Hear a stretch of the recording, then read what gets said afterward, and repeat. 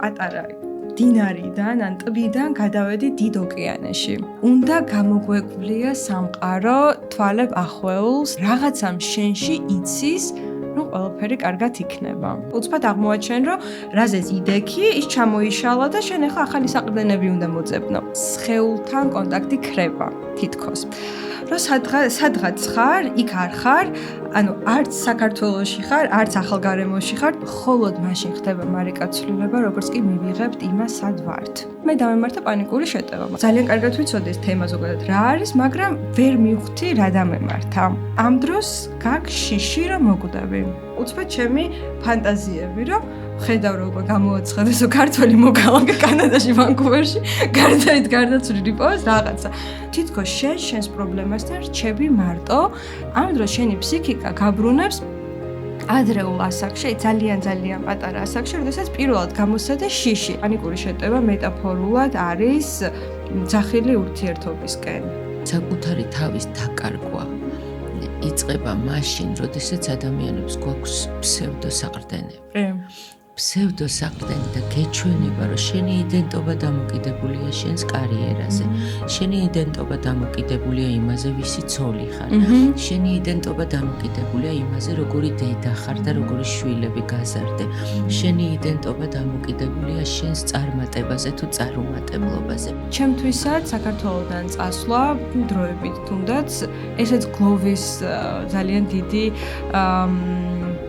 დიდი საგანი იყო. არსებობს დიასპორის კომპლექსი. ადამიანები ხო ზოგი ძალიან ეჯაჭვება საკუთარ იდენტობას. ამ იდენტობის რღვევის პროცესში მთავარი ნაწილი რაც არის, ჩვენ ვიჯაჭვებით იმას, რაც გონია რომ ჩვენ ვართ. ვინ ვარ, როცა არავისთვის არაფრის დამტკიცება არ მინდა და მხოლოდ საკუთარ თავს ველაპარაკები. უბრალოდ ხარ, აი ეს მოდის რომ ხარ.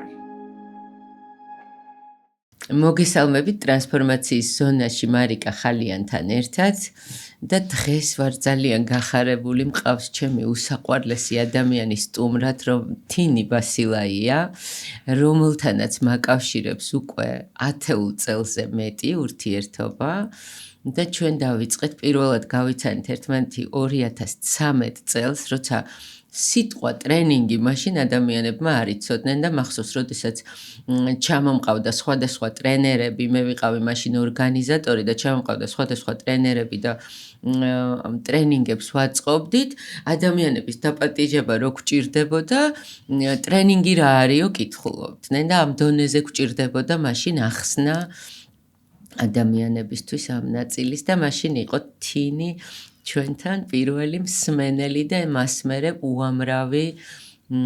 უამრავი ტრენინგი, პიროვნული ზრდა, განვითარება, სწავლა და შრომა გაიარა ამ ადამიანმა. მოგესალმები თინი, კიდევ ერთხელ მიხარია შენი. მოგესალმები მარიკა, შენს მსმენელებს მივესალმები. ძალიან მიხარია შენთან ერთად ყოფნა დღეს აი ამ სტუდიაში, შენს პოდკასტში სტუმრად და ახლა როდესაც აი ახსენე 2013 წელი ტრენინგები, სიტყვა კოუჩინგიც მაშინ ახალი სიტყვა იყო და ალბათ ჩვენ ყველანი პიონერები ვართ კოუჩინგში საქართველოში.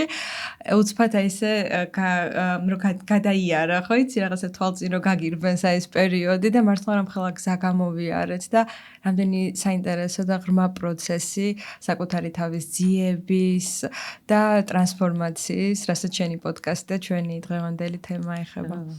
პირველი კოუჩინგიც მე და შენ ერთად გავიარეთ უკრაინაში და მე აქ გავაგრძელეთ და მოკლედ ბევრი საინტერესო პროცესები გვაქვს. ნამდვილად. გავლილი ერთად მე და შენ და როგორ ხარ ახლა? რა ხდება ახლა შენს ცხოვრებაში? ძალიან ბევრი ტრანსფორმაცია და ცვლილება და როგორი თემატური არის შენი პოდკასტი. მე უკვე 2 წელზე მეტია, რაც კანადაში, ვანკუვერში გადავედი საცხოვრებლად და გავდივარ მართლა ძალიან დიდ და ღრმა ტრანსფორმაციის გზას, რომელსაც დავარქმევდი გმირის მოგზაურობას, იმიტომ რომ როდესაც მიდიხარ სახლიდან შორს და თან საკუთარი ხიბით, ასე ვთქვათ, ნამდვილად ხვდები საკუთარ თავს, სხვანაირს, როგორცაც აქამდე არ იცნობდი და რაც აქამდე ვიტყოდი, რომ წიგნებში მქონდა წაკითხული, თუნდაც ტრენინგებზე ნასწავლი, ახლა საკუთარ თავზე გავდივარ და ეს ყველაფერი სხვანაირად გაცოცხლებული არის ჩემში და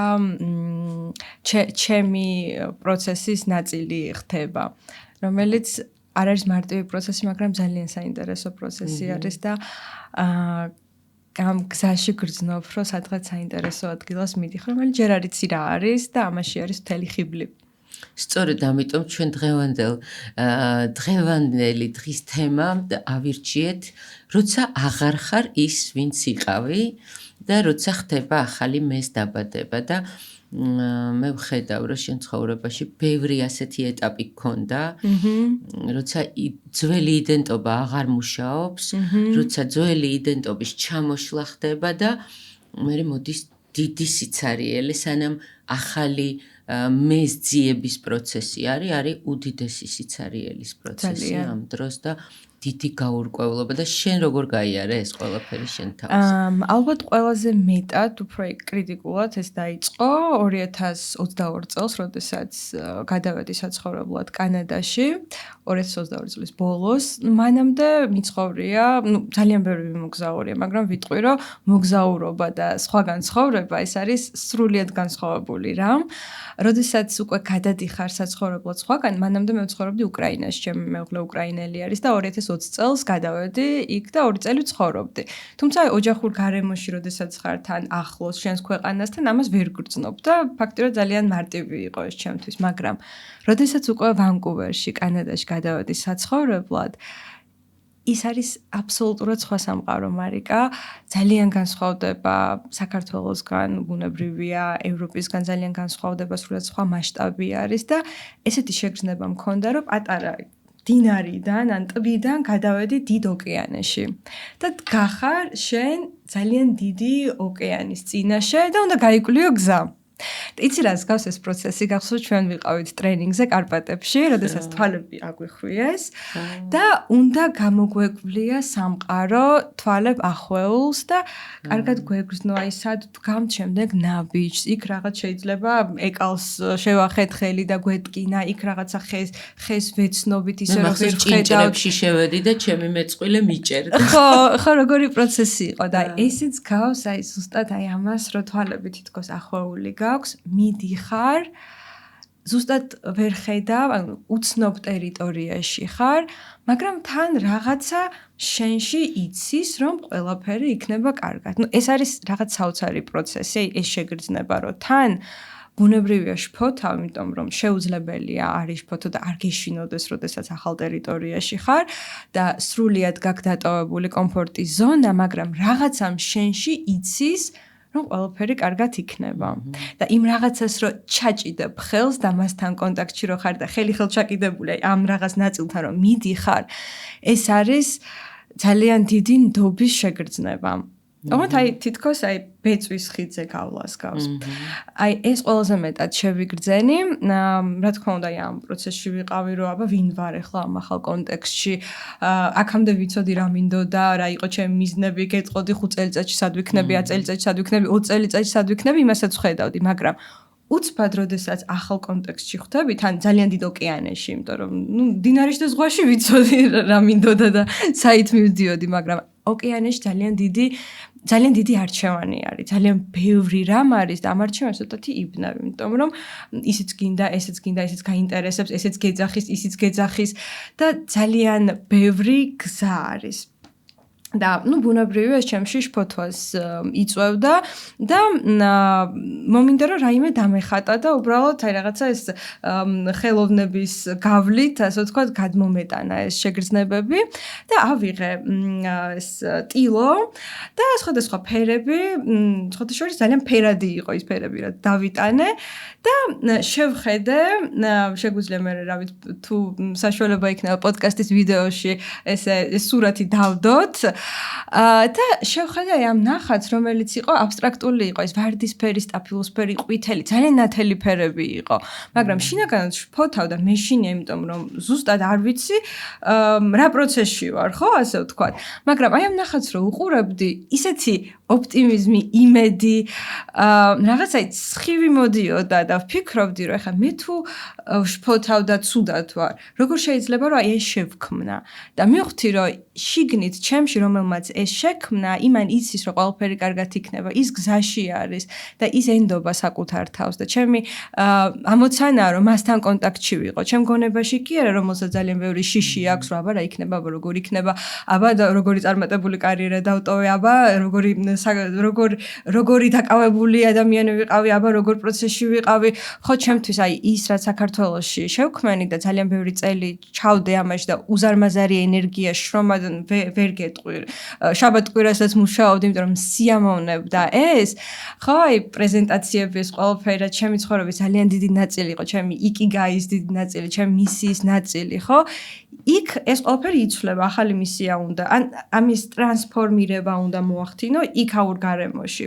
იმიტომ რომ აი ველი კონტექსტი, სადაც ვიმყოფებით, ეს კარნახობს, რას ვაკეთებთ, ვინ ვართ, აქ თუ იცი ამ კონტექსტში ვინ ხარ. თან აგირეკლავენ, შენი ოჯახის წევრები აგირეკლავენ, ანუ იციან შენგან რას ელოდონ, ვინ ხარ, მოლოდინები აქვს, შენს გარემოს აქვს მოლოდინი, შენს მიმართ, შენ რაღაცა მეშექმენი, ხო? ამეში ხარ, რაღაც მაგალითად მე როგორც ჩემი როლი ფსიქოლოგი, ფსიქოთერაპევტი, კოუჩი, ტრენერი, ბაირონ კეითის სამუშაოს წარმომადგენელი, ხო ეს ყველაფერი ხო როლი არის, შვილი და მეგობარი, ნუ ერთადერთი როლი რომელიც ამოყვა იყო მეუღლე, იმიტომ ჩემ მეუღლესთან ერთად წავედი უკრაინაში და ჩემი პროფესია თქო ონლაინ ფორმატში, მაგრამ ანუ ამ გარემოში ყველაფერი ეს ნაცნობი არის და გასაგებია ვინ ვართ, მაგრამ უცბად რო ხვდები ახალ გარემოში ყველაფერი ახალია, ადამიანები არ გიცნობენ და ვერ აირეკლავენ შენს იდენტობას, ანუ არ იციან ვინ ხარ.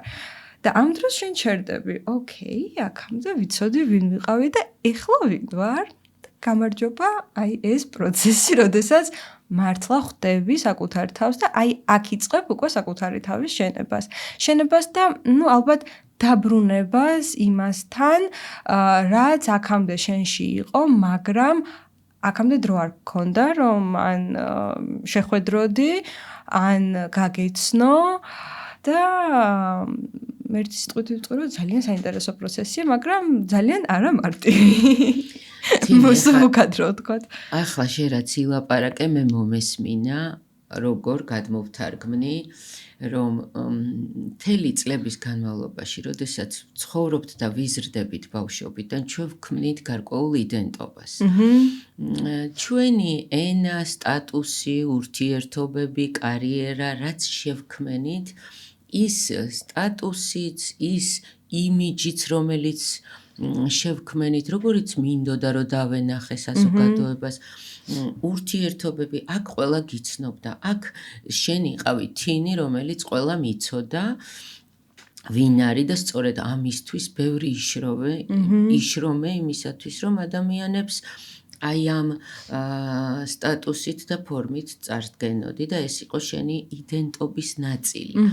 ამასთან, ამ როლებთან, ფუნქციებთან იდენტობას თითქოს იცვამს ადამიანი, რომლის შიგნითაც არის ნამდვილი მე და იქ, როდესაც წახვედი უცხო გარემოში, უცებ ეს შექმნილი შენი იდენტობის ნაწილი, რომელსაც რაღაცნაირად ვეჯაჭვებით კიდევაც, ბუნებრივად ჩამოიშალა, იმიტომ რომ იქ უკვე შენ აღარავინ ხარ. იმ დიდ სამყაროში შენ არავინ არ გიცნობს, ენა სხვა არის, სტატუსი არ გაქვს. ურთიერთობები, სტატუსი გულისხმობ თინი ბასილაია, რომელსაც საქართველოში ყველა იცნობდა, იქ არავინ არ იცნობს. სტატუსი არ გაქვს, ენა სხვა არის, ურთიერთობები ჯერ არ გაქვს და შენი იდენტობა რაღაცნაირად ბუნებრივად ჩამოიშალა და იქ უცებ აღმოჩნდი ადამიანი არავინ. დაახლოებით და ამან გამოიწვია ის, რომ შემოვიდა ძალიან დიდი სიცარიელის შეგრძნება და აღმოჩნდი იმის წინაშე, რომ ახლა მე ნულიდან უნდა დავიწყო საკუთარი თავის შექმნა.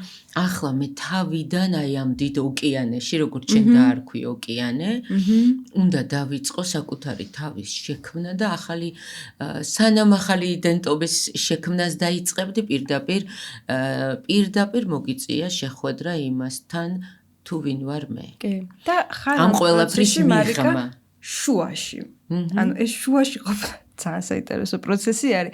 ჩემ მეუღლეს ხუმრობს ხოლმე ზოგჯერ, მე მგონი ესეთი ბრენდი უნდა კონდესო, Tina in the middle. Tina შუაში. და მგონი ესე უნდა იპოზიციონირო, იმიტომ რომ ესე რომ ვთქვათ, რაღაცნაირად დავხელოვნდი ამ შუაში ყოფნის პროცესში, რომელიც თავიდან ძალიან რთულია, იმიტომ რომ სიცარიელი შეგრძნება შემოდის ნამდვილად ძალიან დიდი დოზით. და როგორ შემოდის ახლა რომ აუხსნათ ადამიანებს სიცარიელი შეგრძნება, რომ აქ როცა ვიყავი, ანუ რა მავსებდა? ჩემი ოჯახი, და მყავს ძალიან შეკრული ოჯახი, მარიკა, ჩემი წიგნის პრეზენტაციებზე თავად იყავი მომსწრე, რომ მთელი ჩემი ოჯახი იყო ჩართული. დედა, მამა, და ძმა, მამი და შვილები, ბიძაშვილები, მამი და ბიცოლა, ბიძა, ყველანი იყვნენ ჩართულები. ზოგი უკვე წინასწარ შეძენილ წიგნს აძლევდა ადრესატს, ზოგი დავუშვათ მეხმარებოდა, რომ აუდიტორიაში სრული სიჩუმე იყო ჩემი ძმა და ბიძაშვილი დადიოდნენ პოსტერით, გმადლობთ სიჩუმისთვის. მთელი ოჯახი იყო ჩართული ჩემი პრეზენტაციების დროს და ძალიან გამიმართლა ამ კუთხით, რომ მყავს ძალიან შეკრული და ძალიან მეგობრული და სიყვარული ცალზე ოჯახი. ანუ ხო წარმოგიდგენი ხა ჩემში რამხელა ადგილს იკავებს ოჯახი.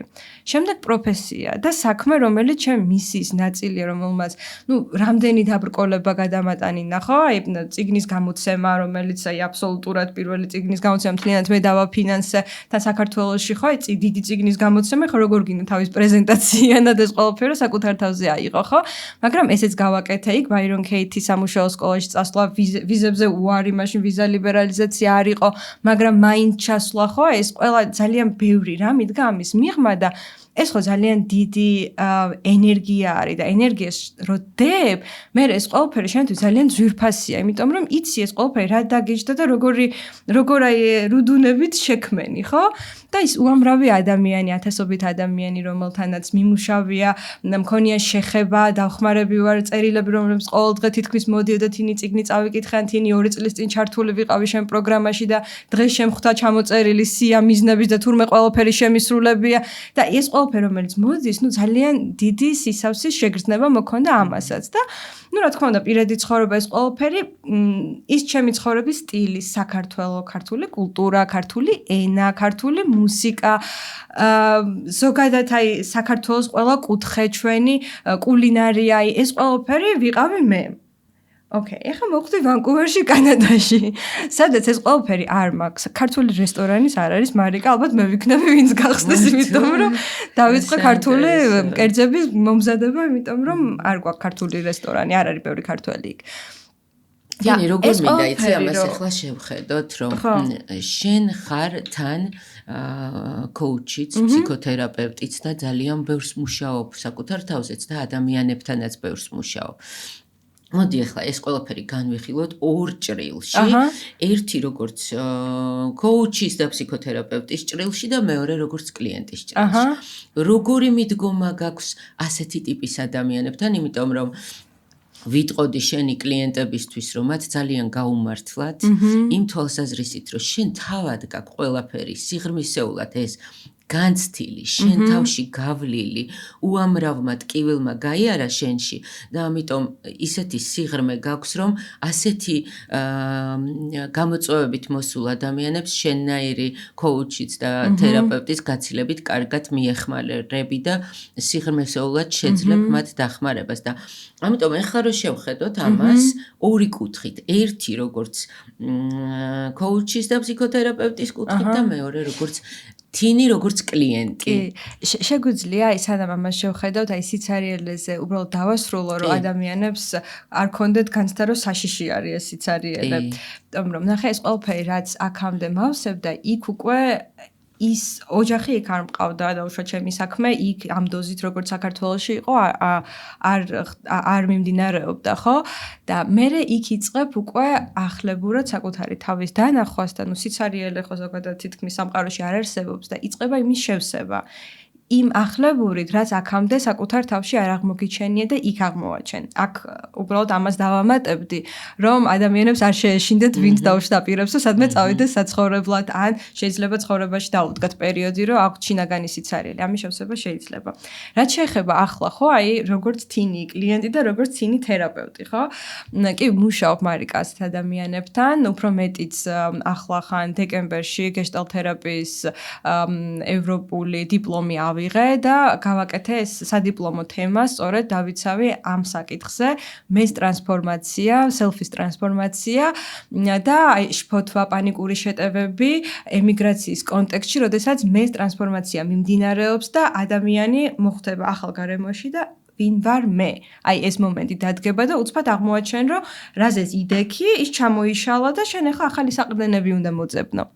და როდესაც აი ამ სადიპლომო ნაშრომშიც ვიმუშავე ძალიან ბევრ ემიგრანტთან, ზოგი სასწავლებლად იყო წასული, ზოგი სამუშაოდ იყო წასული, ზოგი უბრალოდ ამ სიტუაციიდან გამომდინარე გადაწყვიტა, რომ დაუშვა სხვაგან ეცადა ბედი.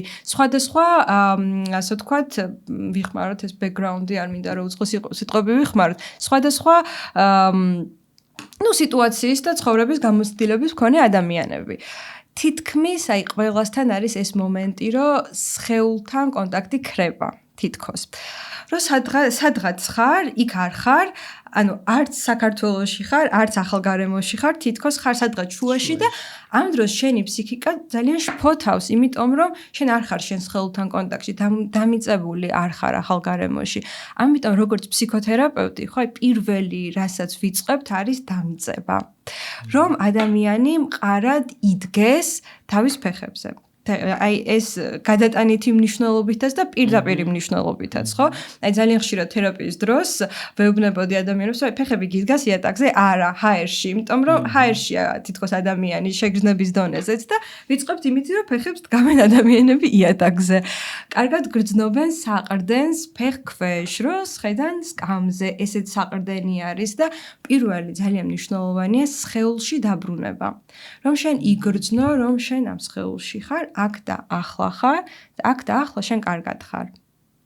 შფოთა მომავალში, კარგი თქმა უნდა გახსედება წარსული, ძველი ცხოვრება, ყველაფერი როგორი კარგი იყო, ვიღაცასთან კარგი იყო, ვიღაცასთან შეიძლება არც ისეთი კარგი იყო, ზოგი პირიქით მიდის საზღვარგარეთ, იმიტომ რომ არ არის კომფორტულად თავის ქვეყანაში. ჩემ შემთხვევაში მე ძალიან კომფორტულად ვიყავი, უბრალოდ რაღაც ახალიც მაინტერესებდა.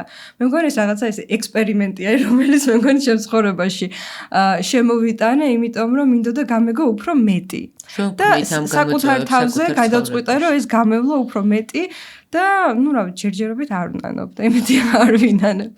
და პირველი არის, რომ დაბრუნდეს ადამიანის სხეულში და დამიწდეს კარგად. აი, სხვათა შორის ბევრი ისეთი სავარჯიშო და ექსპერიმენტით ჩამიტარებია თერაპიის დროს, კოუჩინგის დროსაც შეიძლება ეს ადამიანმა ჩაატაროს, რომ აი ადამიანს მისცეს საშუალება, რომ ოთახში იაროს, კარგად იგრძნოს საყრდენი ფეხები ქვეშ და ისუნთქოს. იმაში რაშიც არის ისუნთქოს. ნახე სუნთქვაც, ხო? მე ხელახლა აღმოვაჩინე სუნთქვა, რომელიც ჩვენთან არის კანადაში და აღმოვაჩინე, რომ რასთან ერთადაც ისუნთქებ, ის შეგიძლია გადაამუშაო, გაიარო და ეს აღარ შეგაწუხებს. აი, როდესაც რთული პერიოდი გვაქვს ხოლმე, ხო, განსაკუთრებით აი ამ მეს დაბადების პროცესში შეიძლება სუნთქვა შეგვეკრას და თითქოს ვეღარ ჩავისუნთქოთ და ვეღარ ამოვისუნთქოთ. და თუ შენ შეგიძლია რომ ისუნთქვა მაშინ, ხო, შეგიძლია გაიარო ეს პროცესი, სუნთქვით ყველაფრის გავლა შეიძლება. და ყველაფერში გავლა შეიძლება სუნთქვით. და აი სხეულთან დაბრუნება, სუნთქვასთან დაბრუნება არის პირველი, რითიც შეიძლება დაიწყოს თერაპია. კოუჩინგის პროცესშიც რომ ადამიანმა მიაქციოს ყურადღება, როგორ სუნთქავს, რა ხდება, აი აქ და ახლა, რას გრძნობს, რა პროცესში არის. ეს პროცესი უნდა გავიაროთ. აი არსებობს ძალიან საინტერესო ცვლილებების პარადოქსული თეორია, რომელიც ამბობს, რომ მხოლოდ მაშინ ხდება მარიკა ცვლილება, როგორც კი მივიღებთ იმას, სად ვართ. თუ არ მივიღეთ, რაში ვართ და სად ვართ, არ არსებობს რომ რაიმე ცვლილება განხორციელდეს, იმიტომ რომ თუ არ ვიცი რაში ვდგავარ, როგორ უნდა გადავდგა შემდეგი ნაბიჯი, ხო, სად ვკავ, ჰაერში ვარ და რას უნდა დავაბიჯო ფეხი, ხო? უნდა დავბრუნდეთ იქ, სადაც ვართ, მივიღოთ ის მოცემულობა, რომელშიც ვართ, რაშიც ვართ, რასაც ვგრძნობთ, ყველა უსიამოვნო შეგრძნება უნდა ესე მოვიპატიჟოთ, მათთან ერთად ვისუნთქოთ და აი ამის შემდეგ შეიძლება რომ გადადგა შემდეგი ნაბიჯი. და რა იყო შენთვის ეს შემდეგი ნაბიჯი? შემდეგი ნაბიჯი რომელი ნაბიჯიდან აბა, რაში?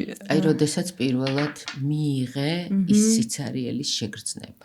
ჩემთვის მარტივი არ იყო სიცარიელის შეგრძნების მიღება, იმიტომ რომ აქვე ვიტყვი და ვიტყვი არ მერიდება ამის თქმა, იმიტომ რომ ეს არის ცოცხალი პროცესი და მე რა რომ ფსიქოლოგი და ფსიქოთერაპევტი ვარ და კოუჩი ვარ და ადამიანებთან 10 წელზე მეტია მუშაობ და დღესაც მუშაობ და ძალიან ეფექტურად და კარგად, მაგრამ მე დამემართა პანიკური შეტევა მარიკა. უფრო მეტიც თერაპიის პროცესში, როდესაც ჩემს კლიენტთან ვმუშაობდი. დამეწყო ცხოვრებაში პირველად პანიკური შეტევა.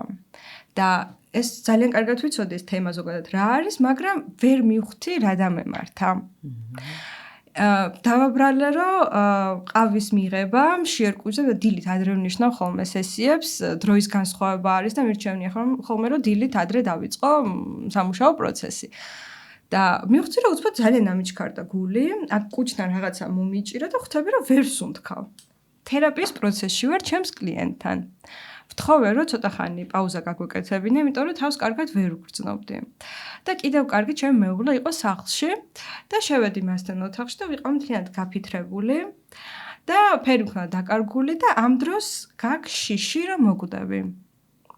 On მართლა გონია რომ მოკვდები, გული გაგისხდება და მოკვდები და უცბად ჩემი ფანტაზიები რომ ხედავ რომ უკვე გამოაცხადესო ქართველი მოგალაგე კანადაში, ვანკუვერში, გარდაით გარდაცვლილი პოვეს რაღაცა. იმიტომ ამ დროს ესეთი ესენი ანუ ყველაზე უარეს წარმოიდგენ და თან შენი სხეული არ გემორჩილება, იმიტომ რომ გული მართლა იმდენად გააჩქარებული, რომ ამოვარდნას გაქვს და გონია რომ მართლა გული გაგისხდება. და ნუ თხოვე ჩემს კლიენტს რომ გადაგვეტანა სესია და ეს რაღაც პირველი ეპიზოდი გავიარეთ, შემდეგ აღარ მქონია ასეთი შემთხვევა, მაგრამ მივხვდი რომ რაღაცა ხდება, რაღაცა პროცესს გავდივარ, სადაც ჩემი სხეული მელაპარაკება და უნდა მოусმინო. შემდეგ 1 წლის შემდგომ კიდევ გამიმეორდა ეს პროცესი და გადავწყვიტე რომ ეს თემა ღრმად მეკვლია, რა არის, რატო ხდება და მინდა გითხრათ სვლილებების დროს ეს ძალიან ხშირი, არა მხოლოდ ემიგრაციის კონტექსტში, როცა ქვეყანას იცვლი. საქართველოში ძალიან ბევრი ადამიანი, ვისაც აწუხებს პანიკური შეტევა და ეს ნიშნავს იმას, რომ რაღაც მომენტში საყრდენი დაკარგე. რაზეც იდექი, იქ ვეღარ დგახარ და თან ნახე აი ემიგრაციის კონტექსტში, ხო, ეხა ძალიან ბევრი დიდი ოჯახი მყავს, ვახსენე, ძალიან ბევრი მეგობარი მყავს და ძალიან ბევრი კოლეგა და შენც მითხარი რომ თინი რატო არ დამიკავშირდი, ხო? აი ეს მომენტი არის, რომ ძალიან ბევრი ადამიანი მყავს, ვისაც შემიძლია დაუკავშირდე და დაველაპარაკო. მაგრამ იმ კონტექსტში რაღაცნაირად მაინც ცოტა მარტო გრძნობ თავს, იმიტომ რომ აქ ძალიან სავსე ხარ იმ სოციუმით და იქ ეხლა იწყებ შენება. საბედნიეროდ ჩემი მეუღლე ჩემ გვერდით იყო და ამ ხრივ ვერ ვიტყვი რომ სრულიად მარტო ვიგრძენი თავი, მაგრამ მაინც მქონდა ეს მარტოობის შეგრძნება, ის რაღაცა ის კოლექტიური დიდი აი ამის ნაწილი აღარ ხარ თითქოს და მიკუთვნებულობა გეკარგება. და როდესაც მიკუთვნებულობა გეკარგება, ამ დროს თავს იჩენს პანიკური რეაქციები და რატომ? რომ შენ თუ რაღაცის გეშინია და თუ ხარ რაღაცის ნაწილი, შენ ხვდები რომ ერთად ჩვენ შეგვიძლია გავუმკლავდეთ და არ გრძნობ თავს მარტო. ზოგადად აი ჩვენი ხო აი თანამედროვე სამყარო არის პოსტნარცისისტული, სადაც უფრო მეტად ინდივიდუალიზმი არის უფრო ვიდრე კოლექტივიზმი. საქართველოში კიდე გვაქვს ჩვენ კოლექტივიზმის ელემენტები, მაგრამ აი დასავლეთში ხო ამერიკა, კანადა, ევროპა იქ უფრო მეტად ინდივიდუალიზმი არის და ძალიან ხშირი არის აი ეს შფოთვა, პანიკური რეაქციები, რომ რატო? რომ თითქოს შენს პრობლემასთან რჩები მარტო და შენ უნდა გაუმკლავდე თითქოს აი დიდი სამყაროს წინაშე დგები მარტო და ეხლა რა ვქნა თითქოს ესეთი განცდა გაქვს და ამ დროს შენი ფსიქიკა გაბრუნებს ადრეულ ასაკში, ძალიან პატარა ასაკში, როდესაც პირველად გამოსცადა შიში. და თითქოს აი ეს იღვიძებს შენში და ამას აქვს რეაქცია, არა შენს დღევანდელ მეს, რომელმაც ბევრი გზა გამოიარა, ხო? არამედ შენში აი ამ ნაწილს. და სხვათა შორის აი როცა მუშაობდი, ხო? და ეხლაც მუშაობ აი ემიგრანტებთან, ყველას აქვს განცდა, რომ თითქოს ბავშვობაში დაბრუნდნენ, შინაგანი შეგრძნებით, ან თინეიჯერობის ასაკში დაბრუნდნენ, რომ თითქოს ცოტა ხანი, ხო, ბრუნდები უკან, იქ სადაც შეიძლება რაღაცა გამოგიტოვებია, სადღაც რაღაც არ გითქვამ, სადღაც ვიღაცამ ვერ მოგისმინა, სადღაც არ იყავი დანახული. აი ის ყველაფერი ხო, რაზეც შეიძლება აქამდე გიმუშავია და თუ სადმე რამე კარგად არ გაქვს დამუშავებული, ყველაფერი ჰოპ და ზედაპირზე ამოდის. და მე ამას უნდა იმუშაო, ხო და ესეთი საინტერესო პროცესი არის აქ და ნახე, აი პანიკური შეტევები სწორედ აი აქ ამოდის, როდესაც მიკუთვნებულობას კარგად და თითქოს შენ მარტო უნდა გაუმკლავდე იმას, რის წინაშეც დგახარ. რეალურად მარტო არ ხარ დახმარება რომ ითხოვ, ბევრი ადამიანი გვერდი დაგიდგება, მაგრამ მაინც თითქოს აი ეს ეგზისტენციალური კრიზისი ცოტათი იწყება, რომ შეხვდები რომ ცხოვრებაში სადღაც მაინც შეიძლება მარტო იყო. ყავდეს ოჯახი, ყავდეს მეუღლე, შვილები, მაგრამ მაინც მარტო გადიხარ შენი ცხოვრების გზას და აი ამ საკითხებზე იწყებ იქ დაფიქრებას და ჩემი აი ეს პანიკური შეტევა რამდენჯერმე რაც დამემართა, სწორედ ამის გამოძახილი იყო და ნუ შემდეგ ეს თემა ძალიან ღრმად გამოვიკვლიე და მივხვდი თერაპიით როგორ შეიძლება რომ ამ საკითხზე იმუშაო და პირველი არის ზუსტად აი ეს საყრდენის პოვნა და მიკუთვნებულობა, რომ შენ ხარ რაღაცის ნაწილი, იმ გარემოს ნაწილი, იმ ქვეყნის ნაწილი ხარ, მე რომ შორს ხარ, მაინც იმ ქვეყნის ნაწილი ხარ. თუმცა აი ახალი მიკუთვნებულობის კერები უნდა გააჩინო, იმიტომ რომ სხვა შემთხვევაში ეს შეგრძნება რომ თითქოს შენ მარტო ხარ, ხო, ძლიერდება და ну რა თქმა უნდა ამ დროს შენს ფსიქიკაზე ისახება და როგორც აი პანიკური შეტევა, ესე მოდის რომ თითქოს შენ ну იცი როგორ ვიტყვი, რომ პანიკური შეტევა მეტაფორულად არის ძახილი ურთიერთობისკენ და ძახილი მიკუთვნებულობისკენ. და ეს არის უბრალოდ სიმპტომი, რომ შენ გადიხარ ამ გზას, მარტო არ ხარ, შეიძლება გეჩვენებოდეს, რომ მარტო გადიხარ, მაგრამ არ ხარ მარტო და იყო დაბრუნდე აწმყოში, დამიწდე და იპოვო საკუთარ თავში სხვა ხარისხის კიდევ უფრო ძლიერი საყრდენი. საყრდენი არის ძალიან მნიშვნელოვანი ნაწილი პიროვნების იდენტობის ჩამოყალიბებისას და სწორედ ამ თემას გავაგრძელებდი, რომ საკუთარი თავის დაკარგვა იწყება მაშინ, როდესაც ადამიანებს გვაქვს ფსევდოსაყრდენები. ფსევდოსაყრდენი და გეჩვენება, რომ შენი იდენტობა დამოკიდებულია შენს კარიერაზე, შენი იდენტობა დამოკიდებულია იმაზე, ვისი ცოლი ხარ, შენი იდენტობა დამოკიდებულია იმაზე, როგორი დედა ხარ და როგორი შვილები გაზარდე, შენი იდენტობა დამოკიდებულია შენს წარმატებაზე თუ წარუმატებლობაზე. ეს არის სწორედ ის ცრუ საყრდენები, რომელზეც ადამიანები ვაშენებთ ჩვენს იდენტობას და მერე საკუთარი თავის დაკარგვა სწორედ მაშინ იწყება, როდესაც ამ უცებ სამყარო ცხოვრებამ ეს ცრუ საყრდენი გამოგვაცალა. თორე შინაგან საყრდენს ვერავინ ვერასოდეს ვერ გამოგვაცვლის. ნამდვილ მესთან დაბრუნება, ზოგჯერ პირიქით კრიზისები და პრობლემები არის აუცილებელი იმისთვის, რომ ადამიანი საკუთარ ნამდვილ მეს დაუბრუნდეს.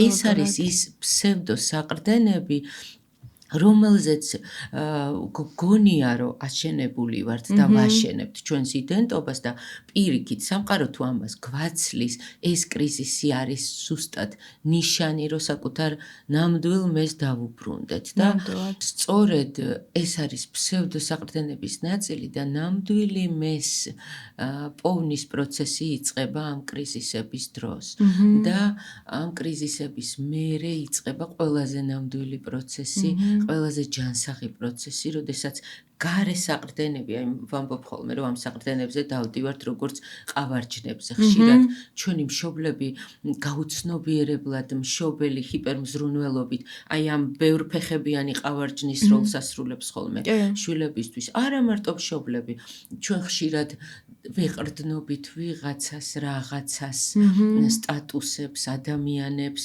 მეგობრებს, აი ამ მიკუთვნებულობას, სწორედ ეს არის ყველაფერი ფსევდოსაყრდენი და ეს რო გვეცლება, მერე ხდება აშენება სწორედ იმ შინაგანი ნამდვილი საყრდენის, სადაც მარტო შენ და ღმერთი ხართ. და ამას ვერავინ და ვერაფერი ვეღარ ანგრევს, იმიტომ რომ ცხოვრების ბოლომდე ამ საყრდენზე თუ ხარ დაყრდნობილი და არა იმაზე, რომ შვილი იმასაც კი, რომ ადამიანები თვით იდენტიფიკაციას აკეთებენ თავის შვილებზე და მათ წარმატებაზე. შვილი რო თუ წარმატებული არ არის, მათ გონიათ, რომ ეს თავისი წარუმატებლობა, ან პირიქით შვილი თუ წარმატებულია, გონიათ, რომ ეს მათი წარმატებაა და ეს ყველაფერი არის ფსევდო საყრდენები და ესეთი იდენტობის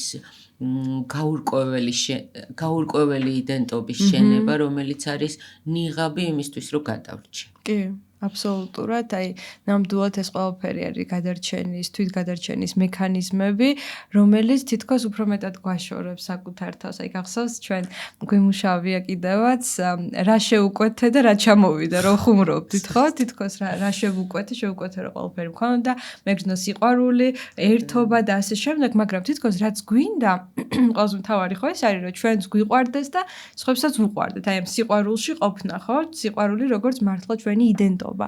და უფრო მეტად შორდებით აი ამ ფსევდო საყრდენებით, იმიტომ რომ რაღაცა კედელს ვაშენებთ თითქოს აი ამითი და ვიტყოდი რომ აი ამ პროცესში ხო კარგად ხვდებით რომ აქამდე იდენტობა იყო რომ რას ვაკეთებ ვარ მე რა მაქვს ვარ მე და იქ უკვე ხდები ვინ ვარ მე ანუ რა მაქვს და რას ვაკეთებიდან განმოდიხარ ვინ ვარ მე და აი აქ მართლა შეიძლება რომ დაიწყო საკუთარ თავთან შეხვედრის პროცესი. თუმცა ძალიან რთულია მარიკა, რომ არ იდენტიფიცირდე იმასთან რა გაქვს, თან ისეთ მატერიალისტურ სამყაროში, როგორც დასავლეთში არის და მაგალითად კანადაში ან ამერიკაში, იმიტომ რომ ძალიან მნიშვნელოვანია ბევრი რამე გქონდეს და ყველაფერი გაქვს იმისთვის, რომ ბევრი რამე გქონდეს და აი ამ პროცესში ჩაერთო, მაგრამ აი ძალიან მნიშვნელოვანია ვინ ვარ მესთან დარჩე და აქედან იხელმძღვანელო.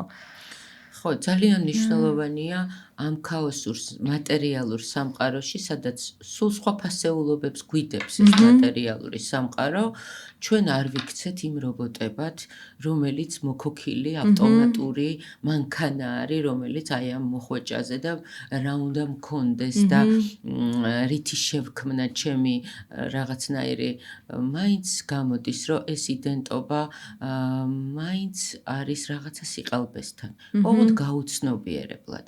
ეს არის ცოტათი ყალბი ნიღაბი, რომლითაც ადამიანები ვცდილობთ, რომ ამ რაღაცნაირ სამყაროში, სადაც ასეთი ფასეულობებია და სადაც სამყარო კარნახობს თითქოს იმას, რომ მთავარი რისკები რაც არის, რომ მიგვიღონ, რომ არ უარყონ, არ გაგვრიყონ, აი ამ გადარჩენის მექანიზმში რაღაცნაირი ასეთი სტატუსები, იმიჯები უნდა შევქმნათ, რომ მიგვიღონ და ამ მიღებლობის აი ამ ყალბი ნიღაბის ჩამოყალიბების პროცესში სწორედ საკუთარ თავსაც ვკარგავთ და რაც შენახსენე, რა შეუკვეთე და რა ჩამომივიდა, თითქოს ამ ყველაფერს ნიღაბს ვქმნით იმიტომ, რომ ადამიანებს უყვარდეთ, ადამიანებმა მიგვიღონ, ადამიანებმა გვაღიარონ, ადამიანებმა არ გაგვრიყონ და ამ დროს ეს გვაქვს შეკვეთილი, მაგრამ ჩამოგვივიდა ის, რომ ჩვენით შევქმენით ბარიერი ამ სამყაროსთან და გაგვირბიან. როდესაც ზედმეტი ყალბი ნიღაბი აი ამ თვითიდენტობის შევქმენი, ძლიერი მესი, ისეთი მესი, რომელიც ყველაზე წარმატებულია, რომელიც ყველაფერს აღწევს.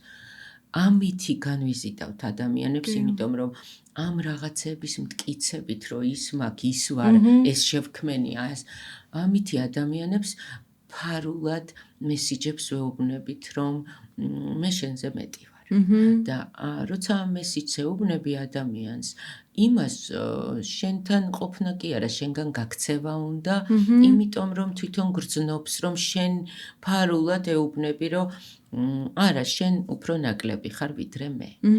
და პირიქით ხდება, როცა შენ შეგიძლია იყო მოწყვლადი, თუნდაც შვილებთან, როცა შენ შეგიძლია იყო მოწყვლადი, დაჯდე და იმ შვილებს მოუყვერო, ეს თამასა, რომელიც დღეს დავდე, რომელთანაც შენ შეიძლება мотивация დაგეკარგოს, რომ ესეთი ვერ გავხდები ვერასდროს და ფარხმალით დაყარო, პირიქით შეიძლება შენი სისუსტეების რა გიჭირს, რა გტკივა, რა გაწუხებს შენი მოწყვლადობის გამოტანით.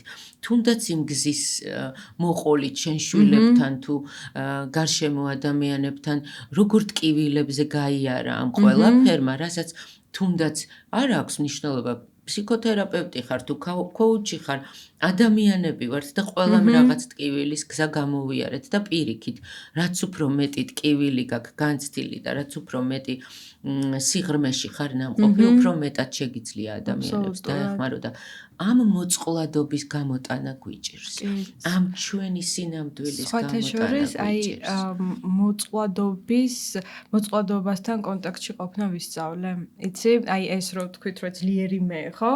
ეს განსაკუთრებით გქონდა, რომ ძლიერი მე, თან ძალიან თვითკმარი მე, რომელიც ჩემით მოკეთებ ამას, თან მით უმეტეს ამას ემატება როლი, ხო, რომ ფსიქოთერაპევტი, კოუჩი, ფსიქოლოგი და აბა ეხლა მე უნდა ვიყო, ესა ხო, პანიკური შეტევა დამემართა ფსიქოლოგი, როგორ თქვა ეს ხმამაღლა, ხო, თითქოს. ნორმალურია. ვისწავლე, აი, სწორედ მოწყვლადობის გახსნა.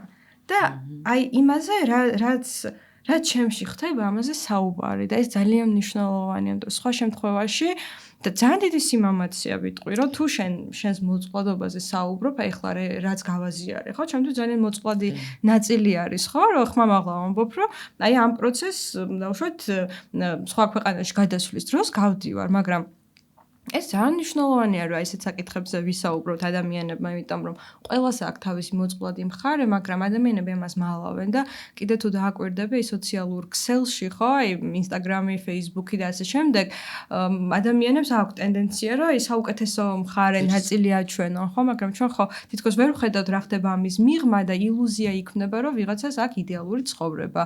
ვიღაცა ძალიან იდეალურად ცხოვრობს, მე შემდეგ ჩვენსაც ვადარებთ და ეს შედარება და ეს ძალიან ბევრ ადამიანს ვნებს და ფსიქიკას ვნებს და ადამიანები ცხოვრობენ ამის გამო ილუზიაში და ძალიან ბევრი ადამიანი მოდის ესეთი რომ თერაპიის დროს მუშაობთ ხო თითქოს აი ვიღაცას ახსენებს რომ იმას რა კარგი ცხოვრება აქვს მაგრამ აიცი არ იცი და რომ ეს რაღაც ერთი ნაწილი ჩანს და მოწყვლად მხარეზე მნიშვნელოვანია ვისაუბროთ თუმცა ის საზოგადოებაც უნდა იყოს რაღაც მხრივ ცოტათი უფრო მეტად უსაფრთ ხო ალბათ რომ ადამიანმა თავი დაცულად იგრძნოს ან ჩვენ თავში ეს უნდა გავიაროთ, ამაში გავძლიერდეთ და შემდეგ შევძლოთ რომ მოვყვეთ და ძალიან დიდი მადლობა ყველა თითოეულ იმ ადამიანს, რომელსაც შეუძლია ამაზე ისაუბროს, იმიტომ რომ რაღაცნაირად ამითი ჩვენ სხვებს ვეხმარებით, რომ ნახონ რომ ისინი მარტო არ არიან და ჩვენ ყველანი ერთ ნავში ვსხედვართ.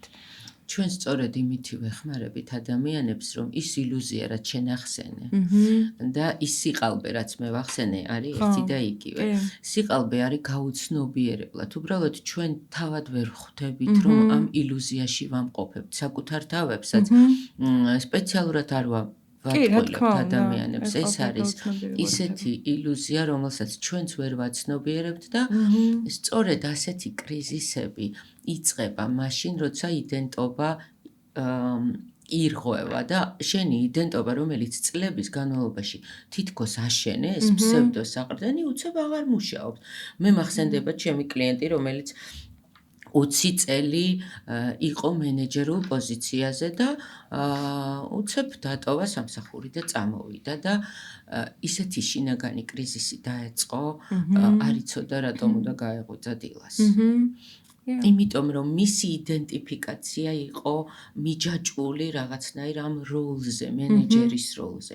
აქვთ ხშირად ადამიანებს დედის როლზე მიჯაჭვულობა და როდესაც შვილი გადის, ცალკე ცხოვრებას იწყებს, მშობელი კარგავს ფუნქციას, შემოდის უდიდესი სიცარიელე და ამ დროს აღარ იცის როგორ შეავსოს ეს სიცარიელე და ეს როლი, როდესაც ნაწილობრივ მაინც მთლიანად, როდესაც იყო შვილზე ორიენტირებული და მთელი ენერგია აქ იხარჯებოდა, უცებ აღმოჩნდა უდიდესი ენერგიის წინაშე, რომელიც გამოუნთავისუფლდა და აღარ იცის ეს ენერგია სად მიმართოს და ამ დროს იწყება სწორედ საკუთარ თავთან შეხვედრის ნაწილი, იმიტომ რომ სიცარიელე. სხვათა შორის აქ მნიშვნელოვანია გლოვის პროცესიც, რომ გლოვა შეიძლება მოხდეს შენში არა მხოლოდ მაშინ, როცა დაუშვათ ახლობელი გარდაიცვლება, თუნდაც მენეჯერულ პოზიციიდან წამოსვლა, ესეც გლოვის საგანია, იმიტომ რომ მან დაკარგა დაემშვიდობა თავის ცხოვრების ძალიან დიდ ნაწილს.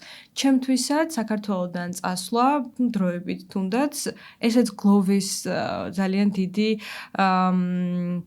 დიდი საგანი იყო და გლოვის პროცესში ვიყავ, ისე რომ ვეთმოც ვერ ვაცნობიერებდი და სხვათა შორის იქ მყავს ძალიან კარგი მეგობარი ფსიქოთერაპევტი, რომელმაც საუბრობდით ამ თემაზე და თინი გლოვის პროცესში ხარო და გაიარე, იყავი, იგლოვე ეს პროცესი და ძალიან ძალიან რთულია რომ გამოიგლო შენი ქვეყანა, რომელიც შენი არის, ხო?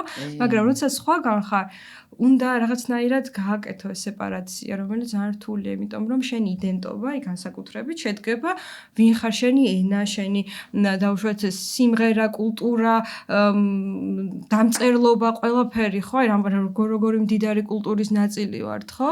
და თითქოს იქ, რა თქმა უნდა, ეხლა ესეც საინტერესო არის, რომ ადამიანებს არსებობს დიასპორის კომპლექსი, ესეთი რამ, რომელიც ამ კვლევის პროცესში შევისწავლე და ადამიანები, ხო, ზოგადად ძალიან ეჯაჭვება საკუთარ იდენტობას, რომ მე ვარ ქართველი და всё, დაუშვათ კანადაში თავიდან ბოლომდე ქართველი ვარ და შენ კანადელს ან ნებისმიერ თან კანადა, ზოგადად ვანკუვერი, ხო, ესეთი ქალაქი არის, სადაც მთელი მსოფლიოდან არიან ჩამოსულები ადამიანები და თითქმის ყველა ისადღაც რომ მოხვდე მაგიდასთან ყველა სხვადასხვა ქვეყნიდან ვიქნებით ამ მაგიდაზე და ეს ძალიან საინტერესო პროცესია, მაგრამ ამ დროს თან თითქოს შენ სხვა ქვეყნის წარმომადგენელი ხარ, ის სხვა ქვეყნის, მაგრამ გულისიღრმეში და ზოგადად ხო ჩვენ ყველანი ერთნი ვართ, ერთი დედამიწის ნაწილი და თან აქ ეს მასშტაბიც უნდა გახსნა საკუთარ თავში და ადამიანების ნაწილს აქვთ, რომ მე ქართველი ვარ და მარტო ქართველებთან ვიურთიერთობებ. ზოგს აქვს, რომ დაუშვათ, ჩემი ქართველობა გვერდზე გადავწიე და დაუშვათ კანადელი გავხდები.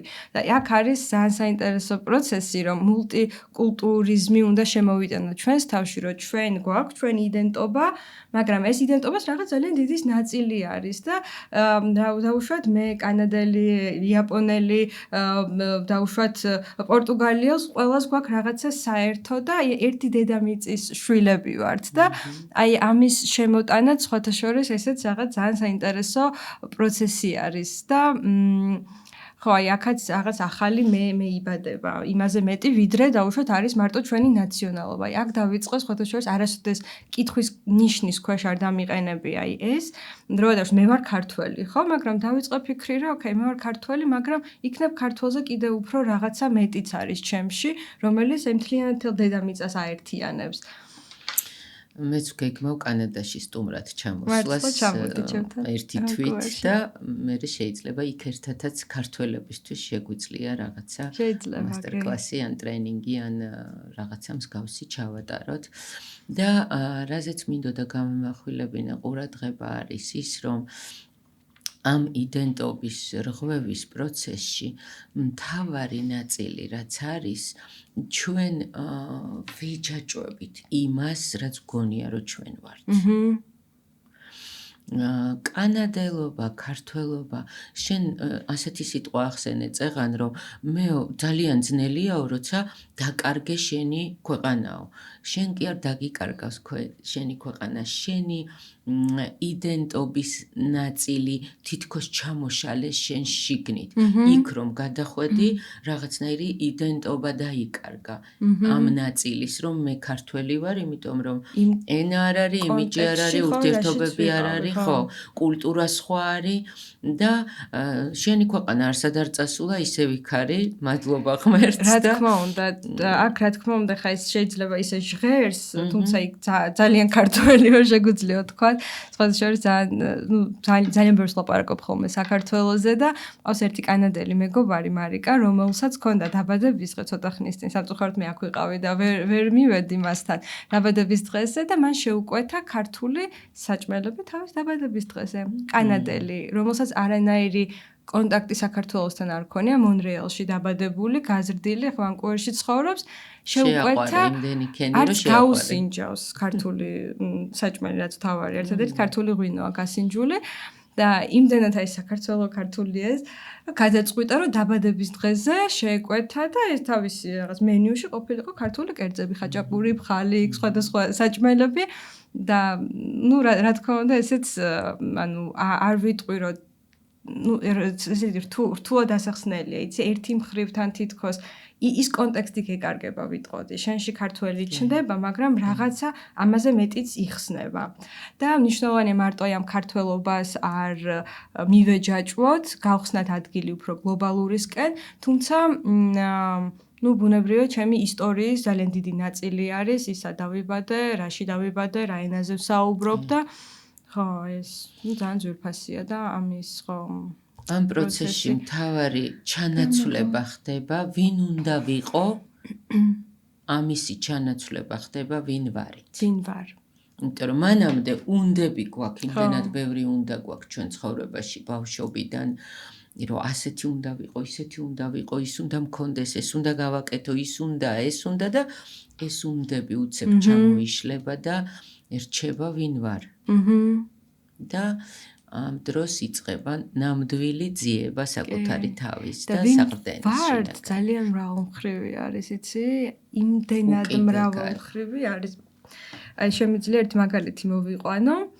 ესთეტიკა ზოგადად ძალიან მიყვარს და სილამაზე და ჩემ პროფესიაში ხო ვერსად ვერ პოულობდი ადგილს სად შეიძლება რომ ესთეტიკა გამომეყენებინა რაღაცა ფსიქოლოგი, ფსიქოთერაპევტი გასაგებია ლამა სლაიდებს ვაკეთებდი ერთი აქ შეიძლება და კანადაში ხო დავიწყეთ, ну ეხლა ცოტა ხანი შეჩერებული გვაქვს მაგრამ დავიწყეთ სანთლების ბიზნესი მარიკა და გავაკეთეთ ისეთი ლამაზი სანთლები და იქ არომატის შერჩევა, იქ ფერის შერჩევა, თან სანთლის აი ეს კონტეინერი ჩვენით გავაკეთეთ გიფსი, ჩემ მეუღლის მშობლებმა გააკეთეს თავიანთი ხელით და აი აქ კიდე რაღაცა ახალი გავიცანი საკუთარ თავში, რომელიც აქამდე არასოდეს არ ვიცოდი, ну ვიცოდი რომ სილამაზე ესთეტიკა მომწონს, მაგრამ ისეთი ლამაზი სანთლები შევქმენით, ხო?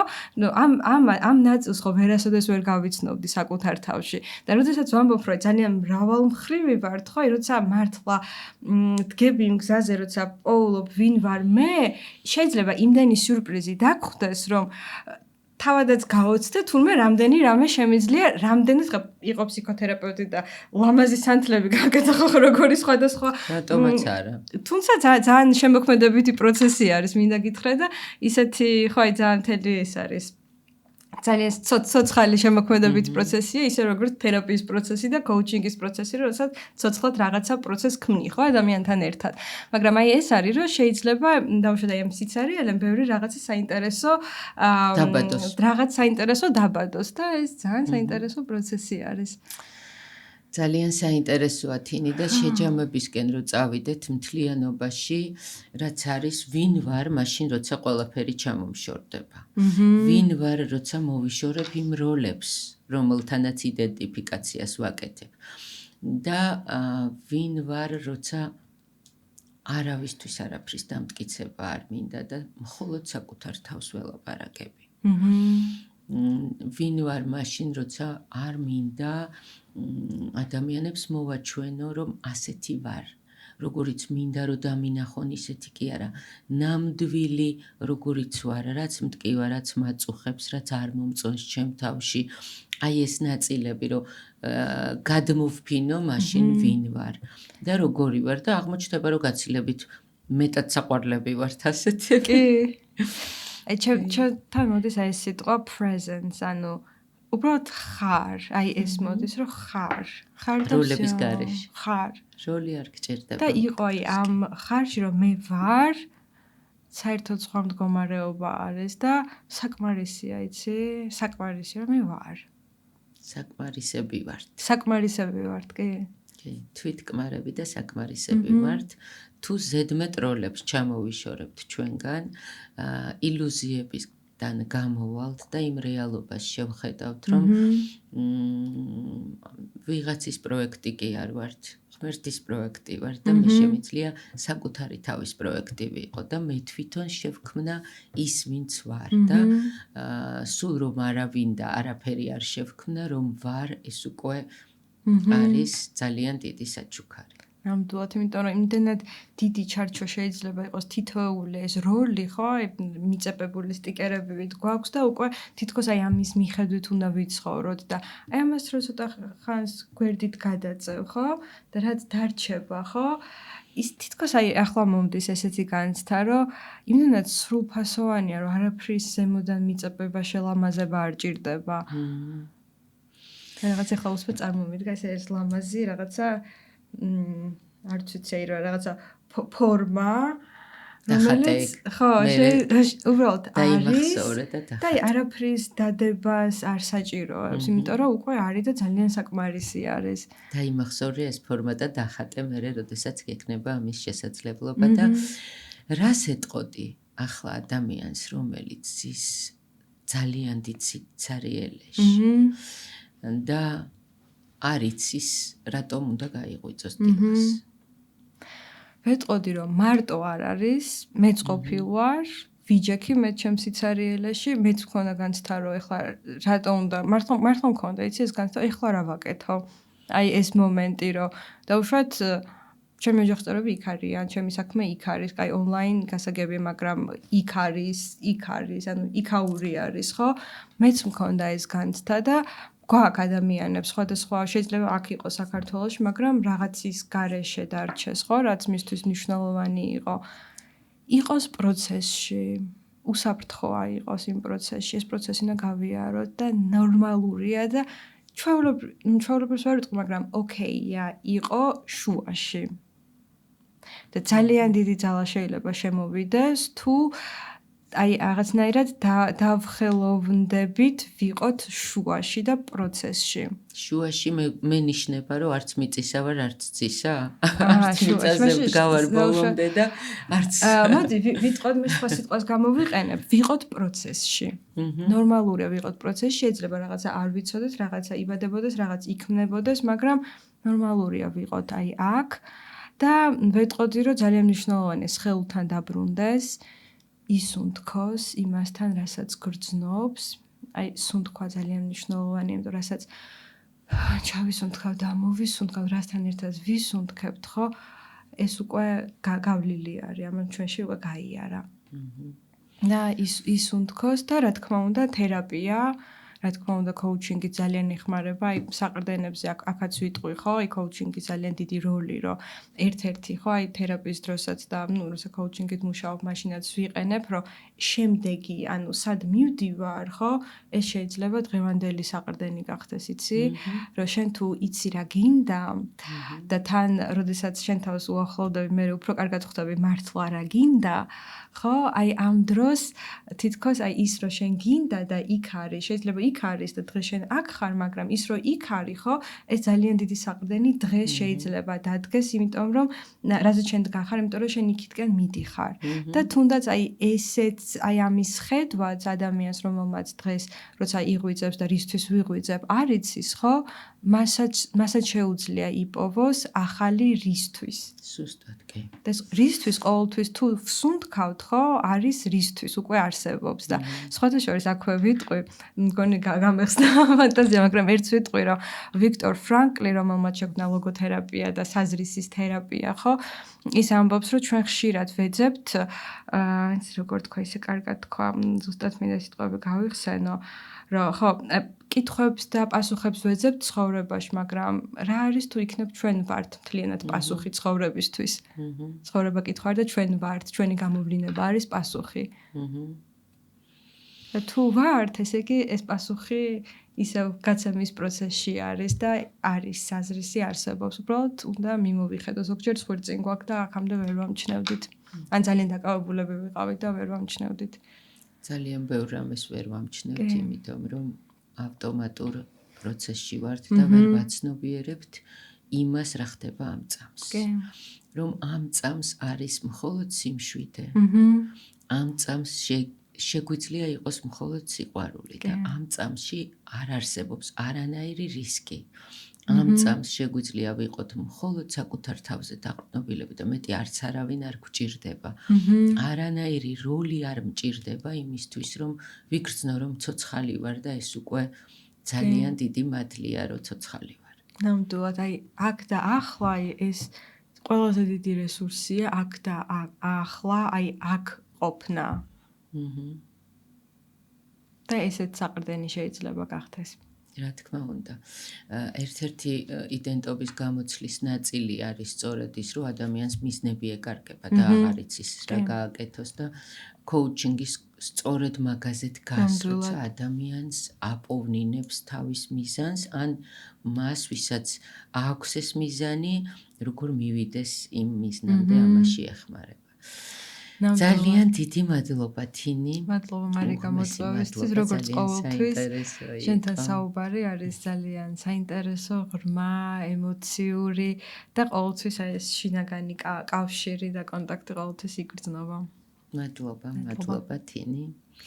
მადლობა რომ გვიყურებთ, მადლობა რომ გვისმენთ და თუ მოგწონთ ჩვენი პოდკასტი, შეგიძლიათ გაუზიაროთ მეგობრებს, მოიწვიოთ მეგობრები და მოგწეროთ რა თემებზე გინდათ რომ ვისაუბროთ.